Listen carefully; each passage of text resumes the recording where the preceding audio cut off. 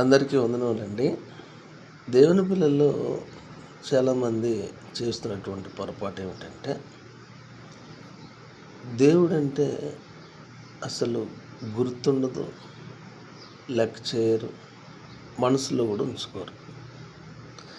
కనీసం దేవునికి కృతజ్ఞతలు కూడా చెప్పటానికి వాళ్ళకి మనసు రాదు. అలాంటి వారు చాలామంది ఉంటారు. కనీసం భోజనం చేసేటప్పుడైనా దేవుని జ్ఞాపకం తెచ్చుకోరు. చాలామంది దేవుణ్ణి మర్చిపోయారంటే మర్చిపోయి సాతాను వలలో పడి ఇష్టం వచ్చినట్టుగా వ్యవహరిస్తున్నారు.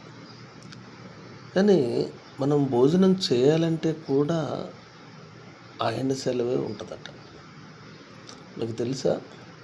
ప్రసంగి గ్రంథం 2వ అధ్యాయము 25వ వచనంలో రాయబడిన మాట ఏమిటంటే, ఆయన సెలవు లేక భోజనము చేసి సంతోషించుట ఎవరికి సాధ్యము?